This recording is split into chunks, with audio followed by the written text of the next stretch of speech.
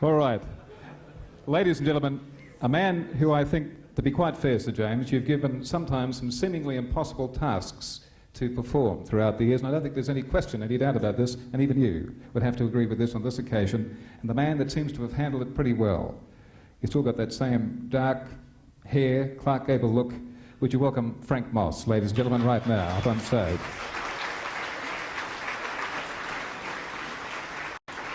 Frank Moss, ladies and gentlemen, has, I think, quite a few stories to tell us. Frank, good to see you again, it really is. Okay. And by the way, as I recall, wasn't Cribby suspended for 2 days in September 14, 1965? No, that was me, Frank. We're off to a good start. Come in nice and close, if you would.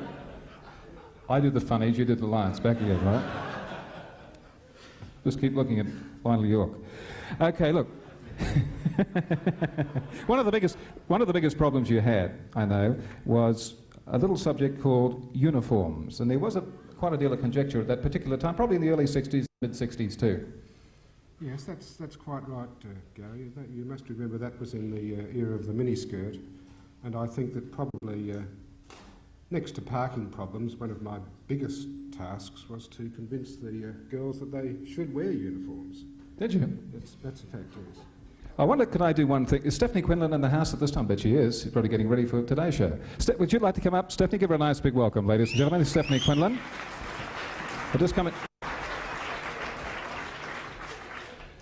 Frank, do you mind if she gets in the middle? Yeah. That's just where I like to be. That's the aesthetic. Max, I didn't say a thing. All the ad-libs are coming from other people. Right. I forgot you're doing the funnies. Yes, I'm sorry. That was funny, though, Stephanie. All right, look. Thank you very much. For you. Look, Stephanie, let's go back to the times of the uniforms, and I think to revive everybody's memory of what happened on those particular occasions through the early 60s. You remember it well, too. Of course, we were all kids out here at the time. I was going to say that you'd probably know better than I, but I thought I wouldn't be rude tonight. Yes, we both remember those days very well, and I know that Sir James does too. And Stephanie, of course, being our fashion expert and compere at the Today Show, has put together, Frank, for your benefit mainly, and Sir James and Lady Sheila, a little flashback for our younger members of the staff too, to see exactly what it looked like to have those strict uniforms in those particular days. Stephanie, over to you. Thank you very much, Gary. Can I borrow that? You certainly can. Thank you. Well, this is a very posh parade, so I'm going to start it off correctly by saying, Sir James and Lady Cruthers, ladies and gentlemen, welcome to our parade of high-fashion fantasy designs which have graced the corridors of Channel 7 over the years. And our first lovely mannequin is Beryl. Music, please.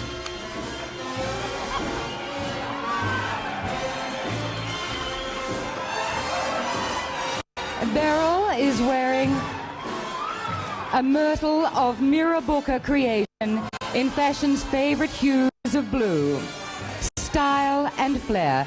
But Beryl, I think we have to tell the truth, don't we? Really and truly, if you want the truth, this 1961 job was the second version, Sir James. The first had a fully pleated skirt, but then it was decided to save on fabric costs, so they cut it down to this slimmer line. Thank you, Beryl. You look divine this evening. And now, we move on to the summer of '65. With Debbie wearing this Julia of Joondalup design in soft and pretty aqua. Cut with exquisite style to flatter any figure, Julia of Joondalup calls this her skimmer story for the summer of '65. The true story is, of course, Debbie may not realise, the girls were asked to design their own uniforms. When they did this, and their sketches of lovely skirts and blazers were handed in, they were thrown in the bin, and Kempy said, "This is what you're gonna get." And I can tell you that Kempy got a few dirty looks too, because the under the arms kept splitting, and then the fabric rotted away with all the mum roll-on deodorant that the girls used to wear. So he wasn't very popular. Thank you, Debbie dear, for wearing that tacky little number. Sir James and Lady Cruthers, is there no end to this extravaganza of fine fashion this evening? There was even a winter uniform in those days. This circa 1965-66 style is by Bessie of Balga, and it's worn for us this evening by Jenny. Sir James remembers this one well. It features the separate story of tunic and skivvy in the top couturier colours of burgundy and camel. As you can see, the tunic dress is tastefully treated with a long zip fastener. And what really happened in actual fact, that the skivvies were in, as Marion Leah calls it, a horrible acrylic crap. She said it, I didn't say it. Now what happened with this horrible acrylic crap skivvy is that as soon as it was washed, it became about 3 sizes larger. And also, when it was designed, it had a raglan sleeve. They forgot that that had teensy-weensy little armholes and it wouldn't fit in properly. So there they were with these enormous skivvies under rather tiny little tunics, as you can see. Can you see Marion Leah wearing one of those around Channel 7? Right, we might have a request tomorrow, Marion. You'd better look out. Well, that is the end of our parade, and I'd like to thank our lovely models and the designers, and thank them for their designs. May I think the designs rest in peace. Well, there's absolutely no... Let's have a nice big round of applause for Stephanie Quinlan and the girls, ladies and gentlemen. Not for two fathers, not for TVW, not for anybody. Just a second. Here is one of our original staff members too, ladies and gentlemen, a lovely lady that I'm sure you know well within the entertainment business. That's Jean Hunsley. Would you welcome Jean right now? Jean, good to have you back. It really is. Come in nice and close in the middle. Frank, we'll all get up close here. It's like being in the White House, isn't it? Jean, we've seen the fashions, and they bring back some memories, don't they? They sure do. I think Marion's up on her feet again now, which is good to see. But going back to that time, what exactly was your beef? Because I know that was the big thing at the time. I mean, these days it's all sorts of things, but these days we concentrate on television. Those days it was uniforms. I was terribly brave. I don't know why he didn't sack me, really. But I just didn't want to wear it, and I didn't approve, and I didn't... Why not? I don't like uniforms. So I kept saying, I'm not going to wear it. Poor Mr. Moss here. He was... You certainly gave you a hard time, He had a terrible time, but I won the war, didn't I? You certainly did. You certainly did. Actually, in the end, we had to concede defeat, and I just happen to have here something which I extracted from your staff file this morning, and it's dated September 2, 1961, and it's addressed to Lance Corporal Jean Hunsley, TVW 22nd Field Battalion. Let it be known that Jean MacDonald Hunsley is no longer required to wear regulation blues. Miss Hunsley must be congratulated on the way in which she has conducted her campaign.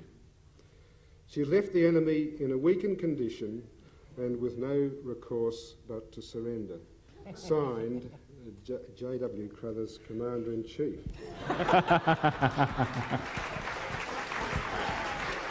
Jean, we remember those days well. Thank you for coming along and reliving that memory today on this very special day for all of us here at TVW Channel 7. Jean Hunsley, ladies and gentlemen. Thank you. Frank, come in close if you would.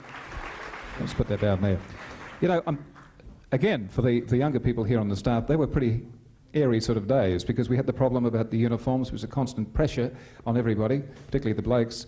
And the other thing was that was the length of the skirt itself, because the midi was sort of coming into vogue. Jean Shrimpton was around, all that sort of thing. But what was your problem there? Well, Gary, the regulation was that the skirts should be no shorter than 2 inches above the knee. Now, this... I just interrupt there. Was that Sir James regulation, or was that... I don't believe that's a fair question. I've never asked an unfair question before.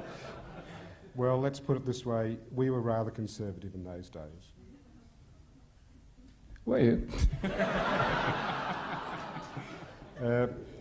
Yes, that was the regulation, and I say it presented some problems because following some experimentation, I discovered that no 2 sets of knees were quite the same, and in the end, I approached Sheila Cruthers, and she informed me that... The story's all right, is it?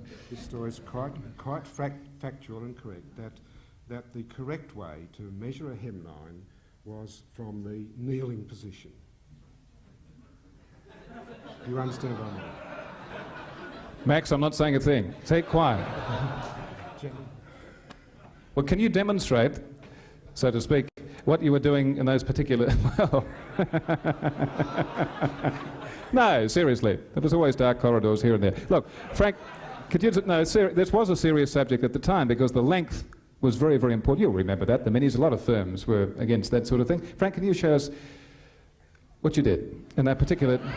Yes, certainly, Gary. Now, as I say, I discovered that the correct way to measure a hemline was from the kneeling position. Bridget Ditch? Mr. Martineau, I'm not kneeling on the floor to be measured and lathering my stockings. If you'd like to measure me, then you can do it while I'm standing. You see what I mean? You must have been in the carpentry department at the time.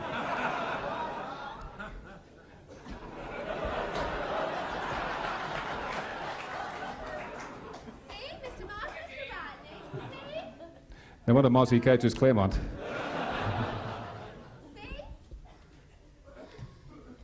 What about that? Was simple as that, and no harm done at all, was there? No. How's your hands? This shows that... Somebody's nervous. It's Marion, she just got up. That hemline is exactly 8 inches above the knee. I think you'd all agree that that skirt is far too long. That wouldn't have been a... Frank, before you go, don't you have something else to tell us, Frank? I think I mentioned that wasn't Cribby suspended for 2 days on September 14, 1965? You did mention that, Frank. Okay. Mr. Frank Moss, ladies and gentlemen, give him a nice big round of applause. And thank you to our lovely ladies too. Come on, let's hear it for them as well.